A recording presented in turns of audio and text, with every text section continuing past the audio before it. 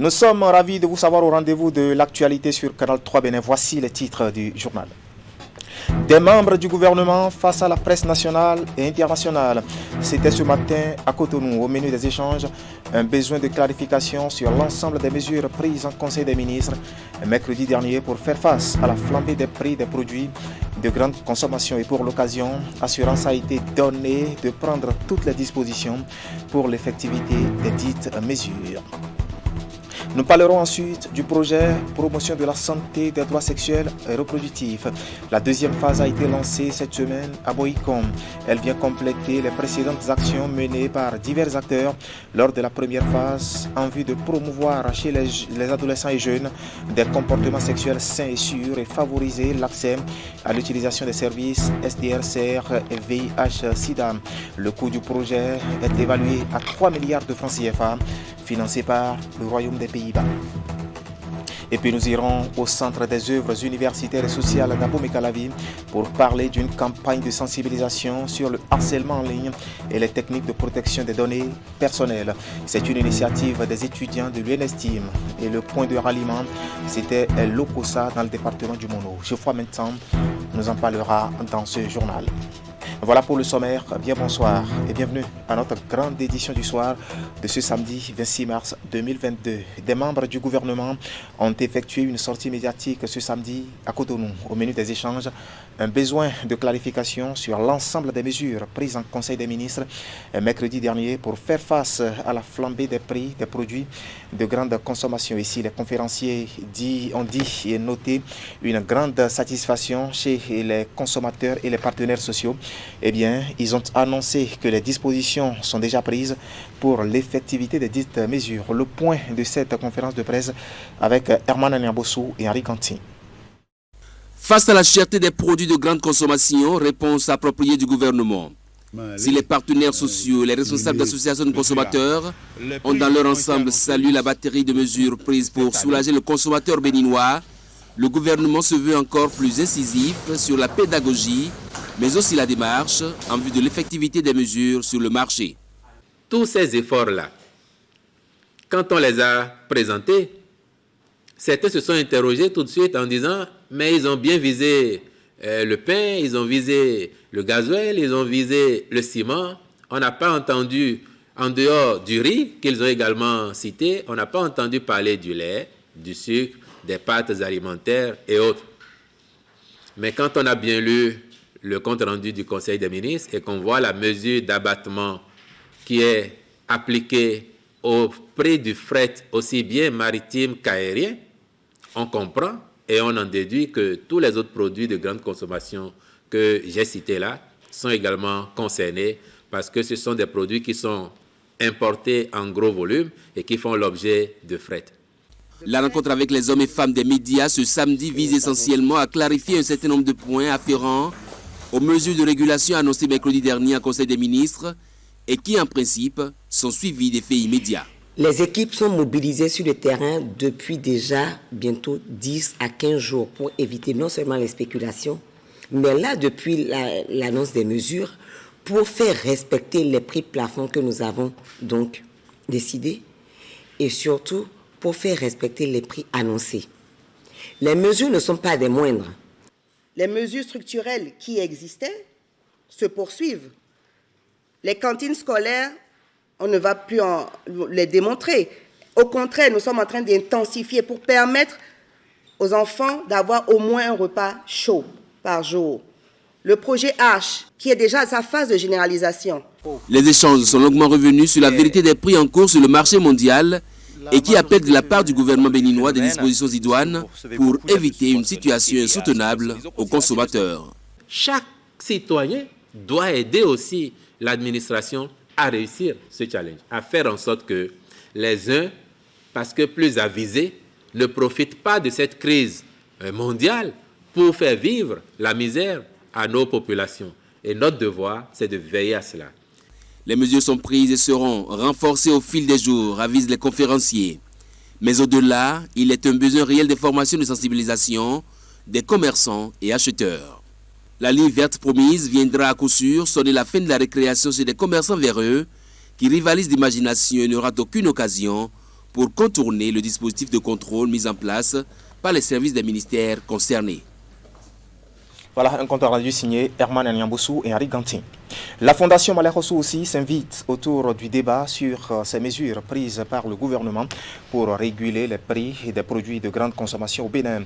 Hier vendredi, elle a organisé une séance de partage de l'information avec tous ses membres, occasion saisie par les responsables de cette fondation pour saluer ce qu'ils appellent le sens d'écoute du chef de l'État. On va faire le point de cette sortie médiatique avec Idrissou Boukari et Henri Gantin.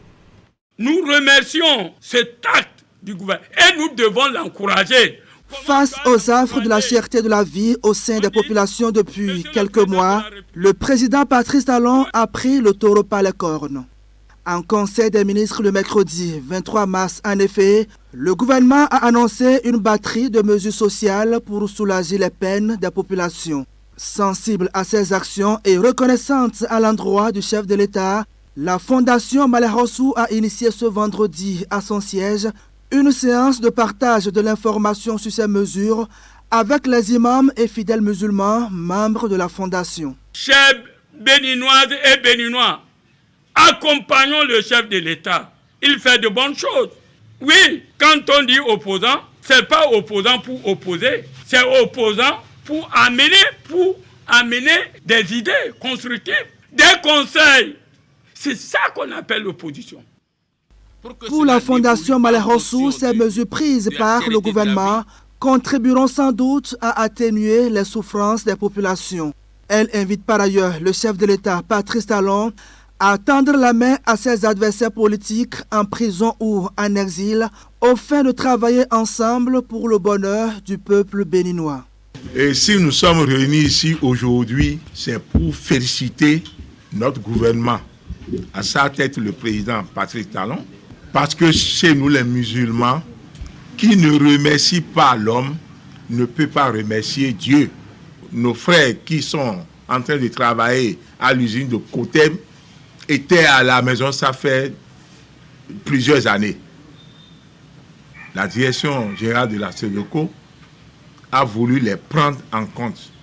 Et présentement, d'ici quelques mois, Cotem va commencer à fonctionner. Nous les remercions aussi et ensuite, nous demandons au chef de l'État de pardonner ceux qui sont en exil, de pardonner ceux qui sont en prison.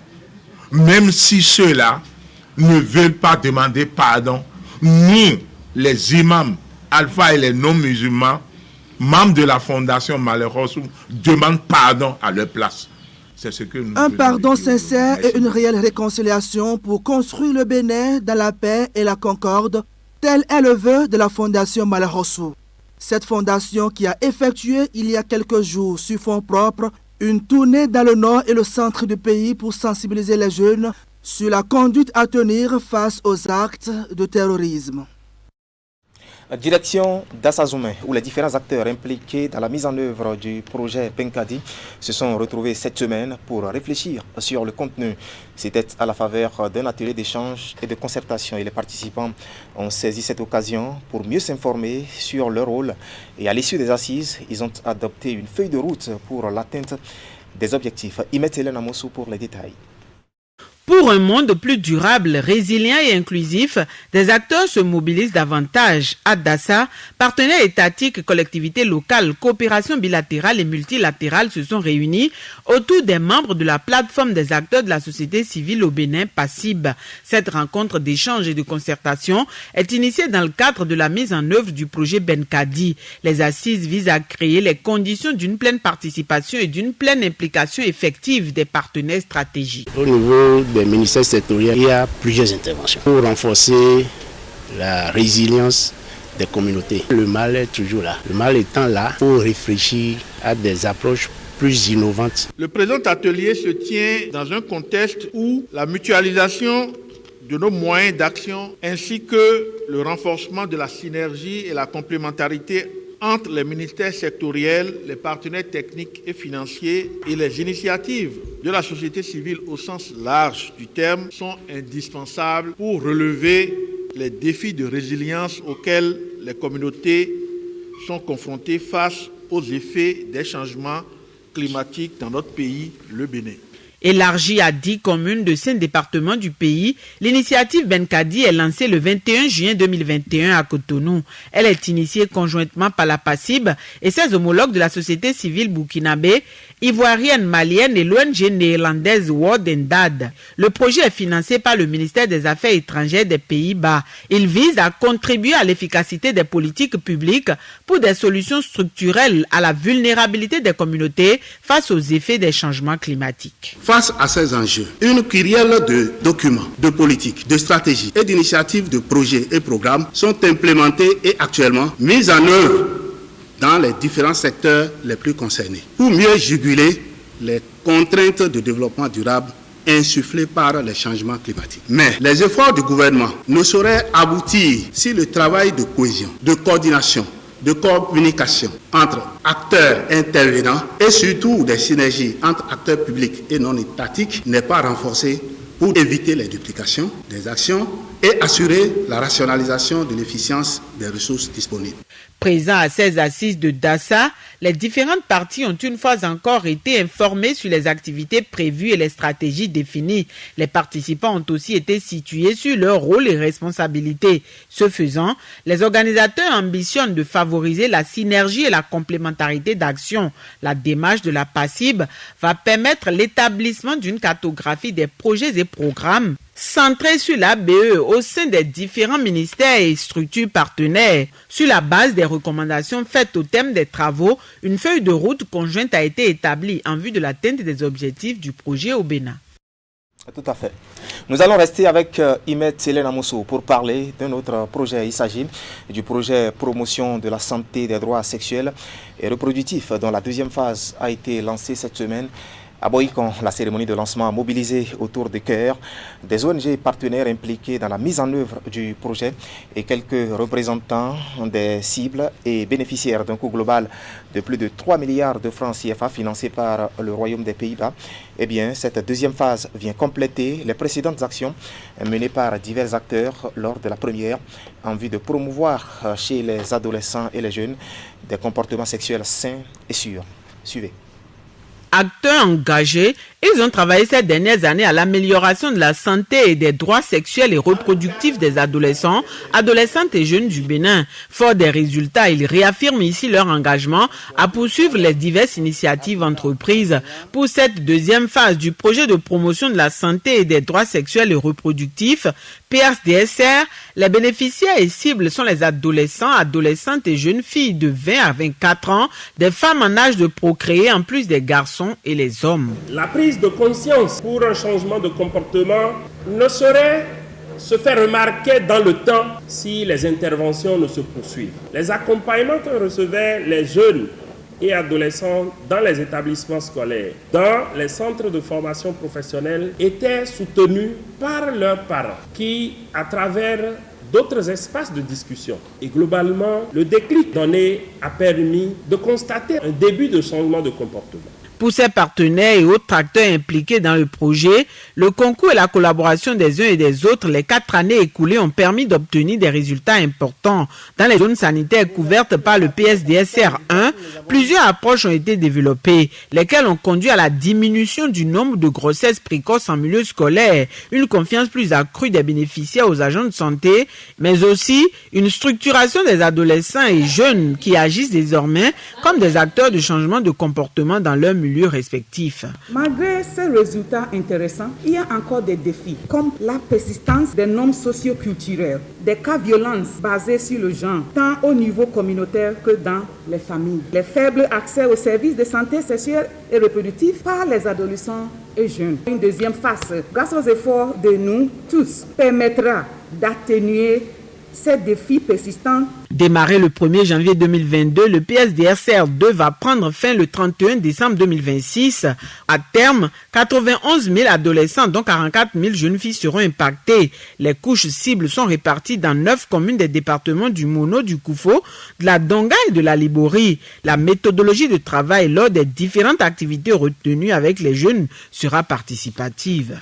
Je voudrais nourrir l'espoir que dans la mise en œuvre de la deuxième phase, nous puissions définir l'approche et la meilleure stratégie pour accompagner davantage les victimes de violences et d'abus sexuels, notamment dans le rang des jeunes et des adolescents. Je voudrais transmettre toute la gratitude du gouvernement à l'ambassade des Pays-Bas. Financé à hauteur de 3 milliards 100 millions de francs CFA, le PSDSR2 est mis en œuvre par CARE en partenariat avec Gracide, Afrique Mutualité et Scienson. La réussite et l'atteinte des objectifs spécifiques du projet dépendent, selon l'organisation internationale, d'une synergie d'action entre les différentes parties prenantes.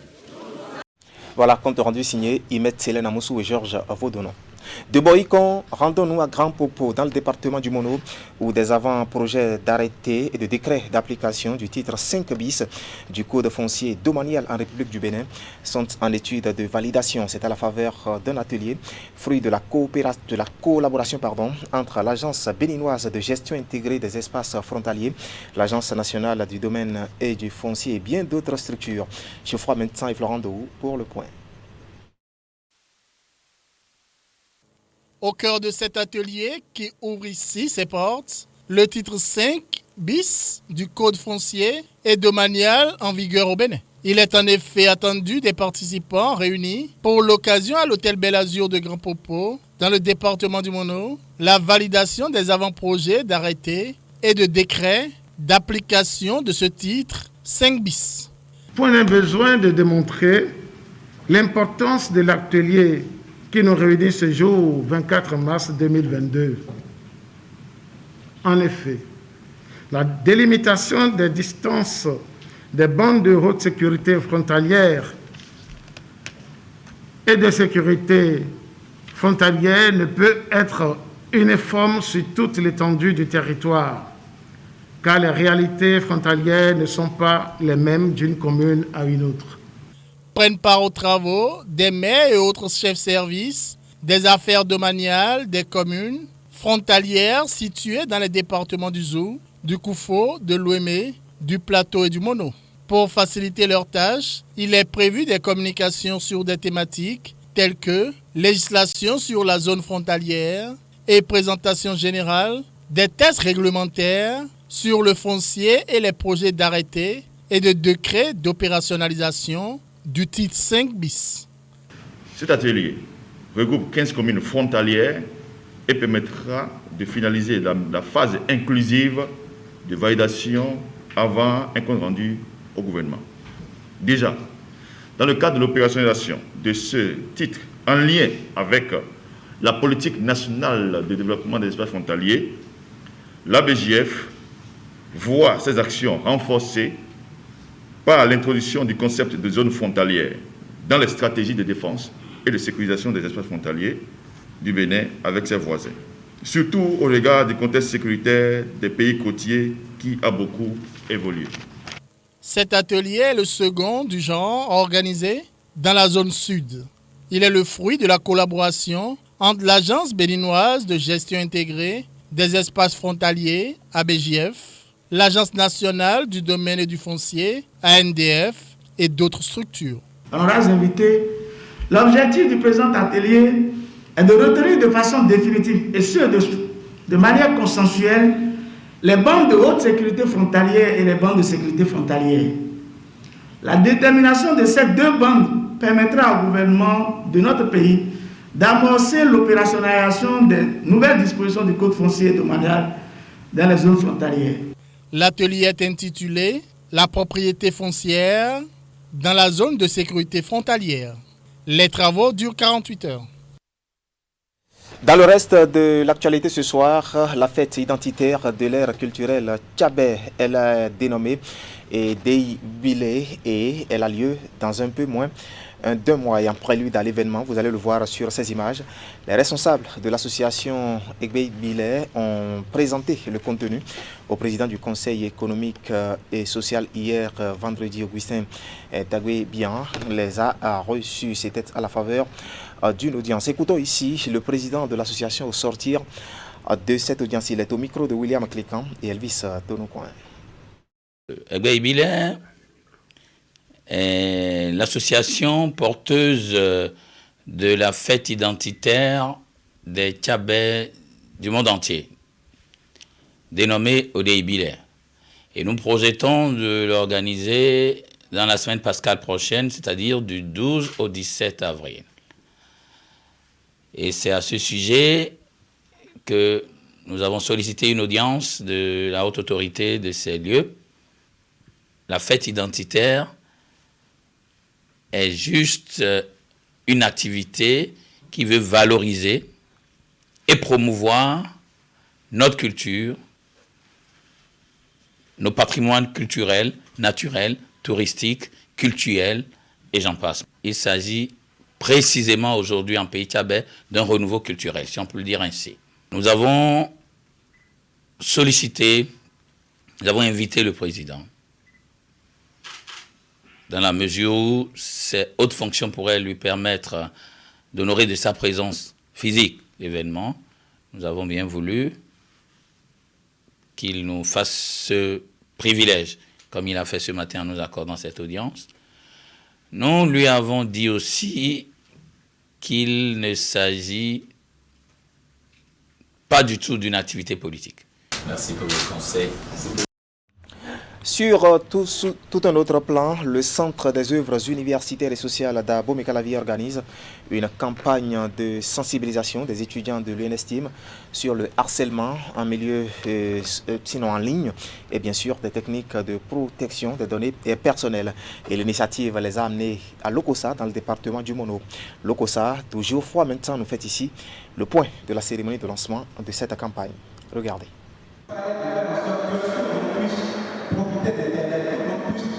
Il se tient dans cette salle de l'Insti SIUT Lokossa, dans le département du Mono, et sur 2 jours, une sensibilisation des étudiants de l'UNESTIM, l'Université nationale des sciences, technologies, ingénierie et mathématiques, sur le thème le cyberharcèlement et la protection des données personnelles.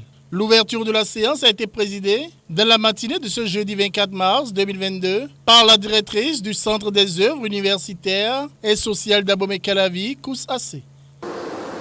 Vous savez que ce phénomène prend de plus en plus d'ampleur de nos jours parce que vous êtes tout le temps sur les réseaux sociaux et vous ne connaissez pas toujours vos droits et vos devoirs.